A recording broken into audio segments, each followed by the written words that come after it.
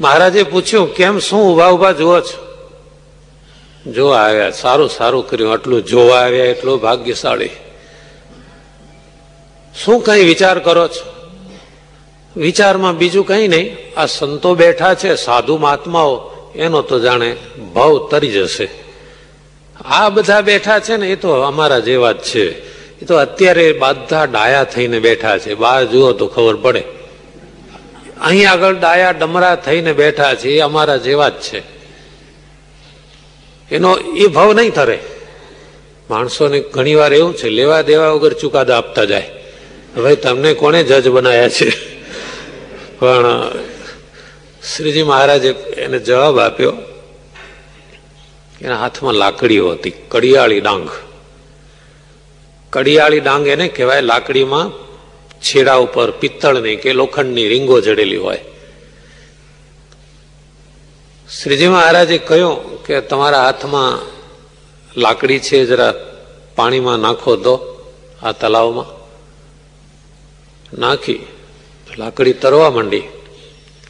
શ્રીજી મહારાજ કહે છે, તમારી લાકડી તરે છે, પણ જોડે આ લોખંડની રીંગોય તરે છે. એ તો તરે જ ને. તો એને લાકડીથી છૂટી પાડીને પછી તલાવમાં નાખો તો ડૂબી જાય.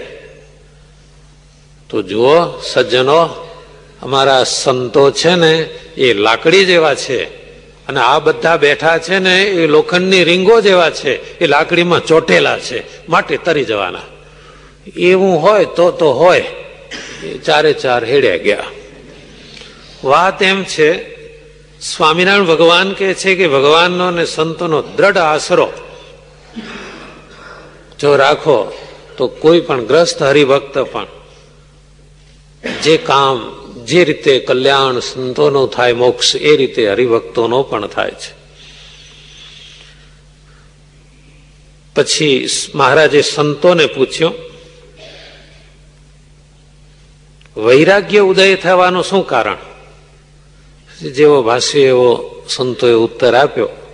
આપણે ચોખવટ કરી ગયા છીએ, કોઈ પણ પ્રશ્નના લગભગ સંતો ઉત્તર સાચા આપતા જ નહોતા, જાણી જોઈને. કારણ શ્રીજી મહારાજના મુખેથી સૌને સાંભળવાની ઈચ્છા હોય એટલે. સંતોએ કહ્યું, હે મહારાજ, આનો ઉત્તર તો તમે જ કરો. એટલે સ્વામિનારાયણ ભગવાન કહે છે, જેને ચટકી લાગે ને એને જ વૈરાગ્ય ઉત્પન્ન થાય, બીજાને નહીં. શાસ્ત્ર અને સંતોના વચન સાંભળીને ચટકી લાગે તો એને વૈરાગ્ય ઉત્પન્ન થાય. ચટકી એટલે શું જાણો છો તમે? ગાડી સ્ટાર્ટ કરો કે સ્કૂટર, એમાંથી એક તણખો જરે. એ તણખો જ મશીનને સ્ટાર્ટ કરે. પણ જેમાં સ્પાર્ક જ થતું ન હોય, પ્લગ જ ખરાબ હોય, સાવ મેસ જામી ગઈ હોય, તો એમાં કોઈ દાડો એ મશીન સ્ટાર્ટ ન થાય.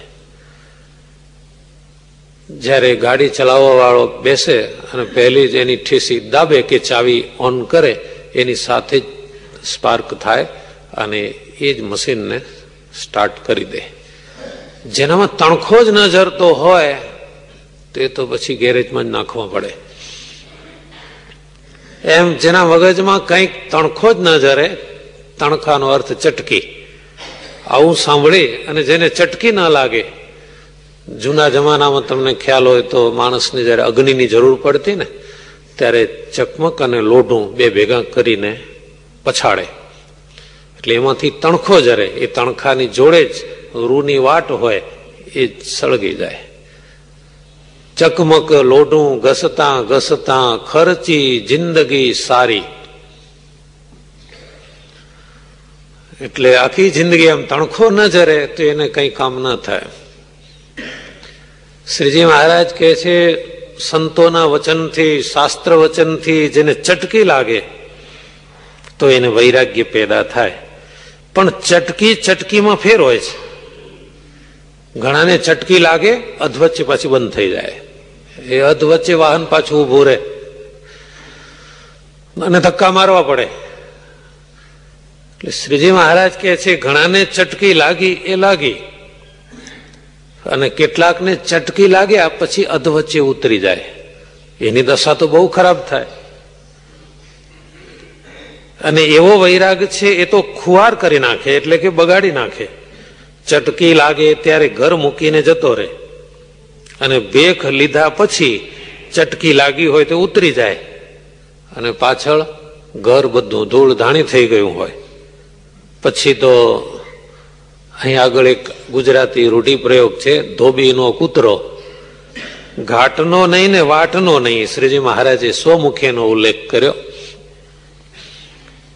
એમ એ પુરુષ ઉભય ભ્રષ્ટ થાય છે, પણ ચટકી લાગ્યા પછી જે દ્રઢ વૈરાગ્યવાન હોય એ જ પરમ પદને પામે છે.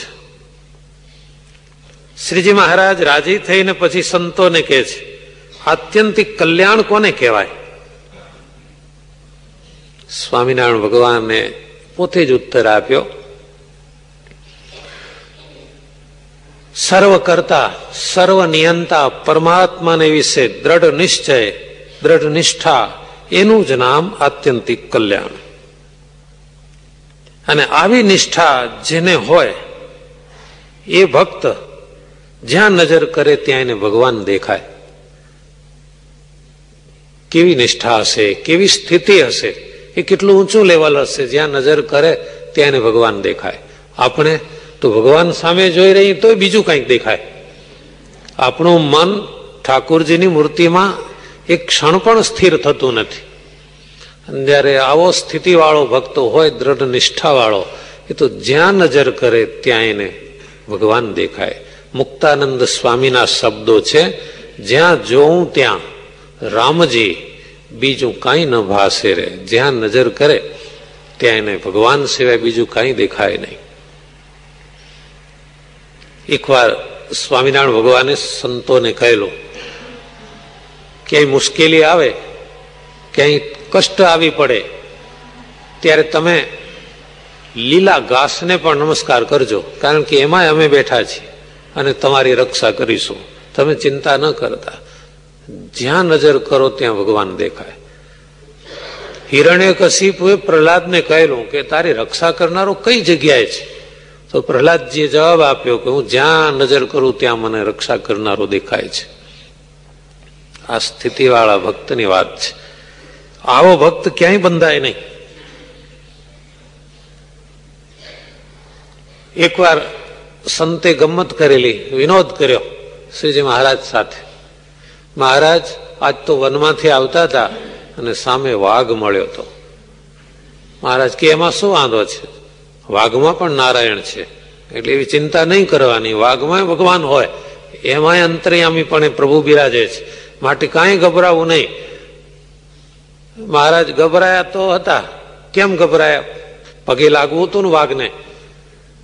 મહારાજ તમે કહો છો એમ દયાળુ, વાઘમાં નારાયણ ખરા, પણ એ નારાયણ ફાડી ખાય એવા.